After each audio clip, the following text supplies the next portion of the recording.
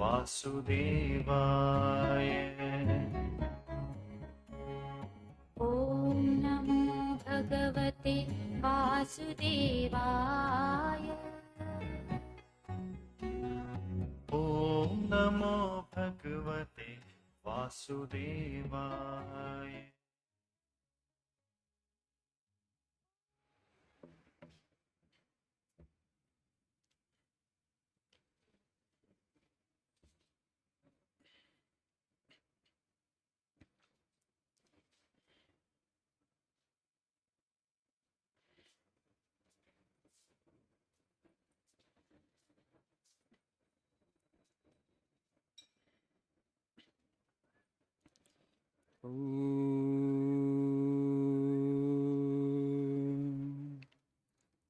सहनावतु सहनौ भुनक्तु सह वीर्यं करवावहै तेजस्विनावधीतमस्तु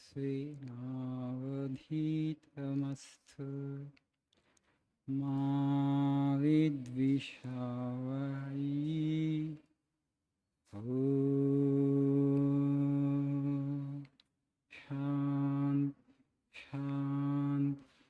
शान्तिः।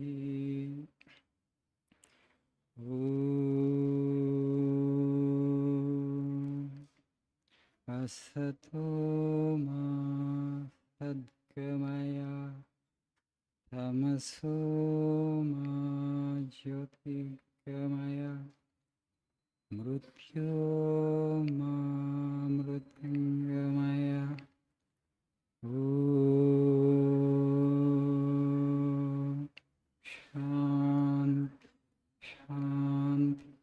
शान्तिः।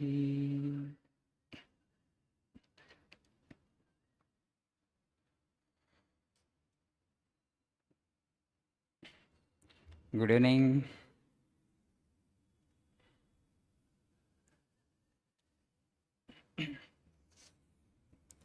Yes, you all could come braving this rain.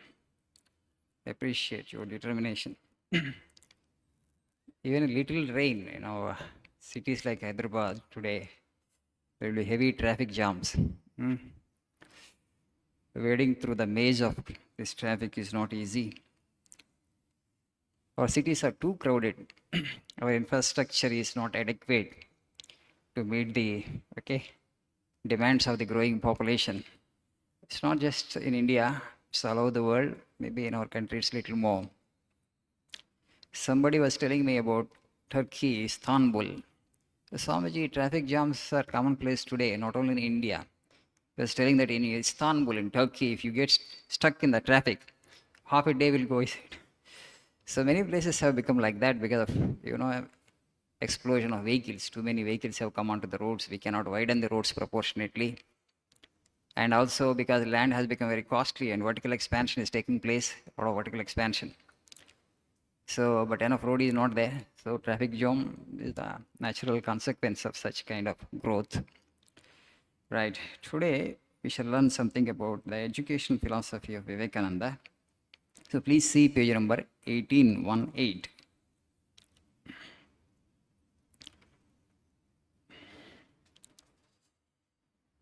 We want that education by which character is formed, strength of mind is increased, the intellect is expanded, and by which one can stand on one's own feet. So, Swamiji is here delineating or defining the goals or objectives of education. We all take so much of trouble. We invest so much of our time, money, energy to get ourselves educated. From LKG to PG, if you just see our educational journey, it's 18 to 20 years of work, 18 to 20 years of labor and money. So, Swamiji says, whenever we do something, we will have an aim, we will have a goal. I'm doing this, that means I have an intention, I have an objective. I have to gain this, I have to acquire this, I have to get this. But if you just see our education system, does it help us in this direction? Does it really help us to build our character? Where do we stand with regard to values and character today? India has become one of the most corrupt countries in the world. We all know that. That means education has not helped the citizens of the country to build their personality and to shape, mold their character. First thing. Second thing, Swami is saying it should give us strength of mind. You know, education is a tool to empower the individual. Sadhikarata, we say in Telugu. It's a kind of empowerment. In the sense that as an educated human being, you will be able to handle your challenges better than an illiterate or uneducated person. Right? You are more empowered. You have greater capacity. You have more intelligence.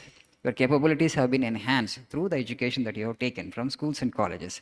Education is supposed to do that for us. Education should help us strengthen our mind. And the third objective Swamiji is saying, you should help expand your intellect. You know what is the difference between an illiterate man and an educated person? An illiterate man, or woman for that matter, the intellect will be very small. He can only look at things from a very narrow perspective. Now you are an educated individual means you look at it from a very wide perspective, from multidimensional, broad perspective you will be able to look at. In the sense that your decisions will be more mature than the decisions of an illiterate or uneducated person. That means education should have helped you to expand your intellect. You are a broad-minded human being. You have expanded intellect. And the fourth object to Swami is saying, it should help us to stand on our own feet. It should help us to get a job. Okay? Why do we take education? Manchi udyogam ravali. Today, if you just go, in our India, situation is that so many degree holders and PG holders and PhD holders are there, and they are struggling for employment, no job. And you go to a company, they say that, what skills you have got? So I have this certificate, I have this much of score, this much of, these grades are there. The employer is saying that I want you to, the skill. You are not employable because you don't have adequate skills. Today you are learning here spoken English, right? I really just wonder. You should have learned English language well by now, in my opinion. When you are in school, if your parents are teachers, okay, if they had introduced you to books, the need to join a coaching institute to learn spoken English after completing degrees and PGs would not have been there for you, right? But ఇంత కష్టపడుతున్నారు అక్కడ కాలేజీకి వెళ్ళి మళ్ళీ ఇక్కడికి వస్తున్నారు సాయంకాలం పూట. So why at least the language skill, forget about other technical skills, at least language skill, communication skill, a young person should have learned it by now. So where have we gone wrong?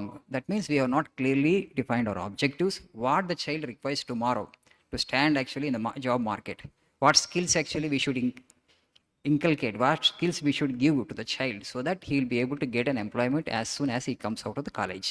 College నుంచి university నుంచి బయటికి రాగానే వెంటనే వాళ్ళకి ఉద్యోగం దొరకాలంటే ఏమి నైపుణ్యాలు అవసరం. అప్పుడు వాళ్ళు ఆలోచించే ఇచ్చుండుంటే this kind of unemployment would not have been there, right? What we are taking from our schools and colleges, most of the times, if you reflect, it is not skill, it is just information, dry information. A plus B whole square is equal to A square plus B square plus 2AB. Okay? When it has helped you, where it has been useful to you, దేనికి ఉపయోగపడింది నీకు అది? So many such things we learn. Okay? Does it really help us in getting a job? Why that kind of information you are feeding my brain with?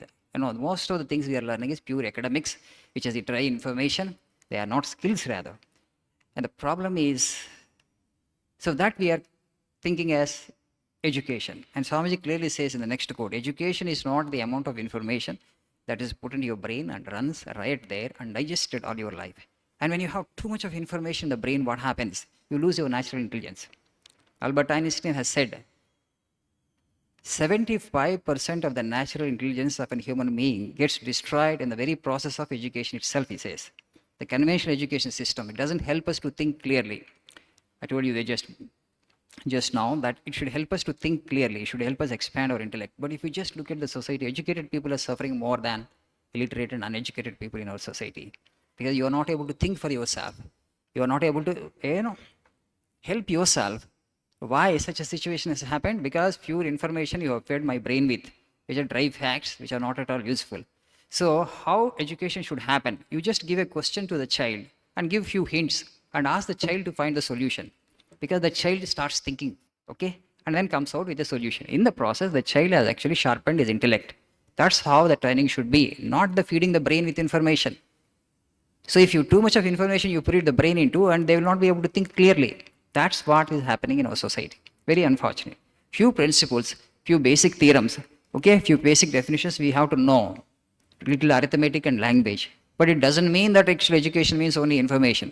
Few facts you need to know, but doesn't mean that only feeding the brain with facts actually is education.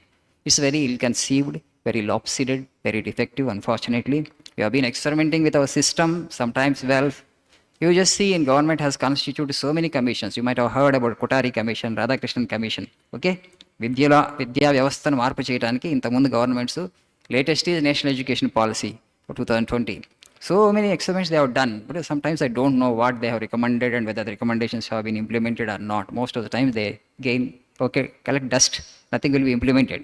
Just kind of eyewash, just to satisfy the people on commission is, inquiry commission is put, what the commission has concluded, what the commission actually has given the report, whether that report actually is being implemented or not, people will never come to know and they don't bother to put that into practice also.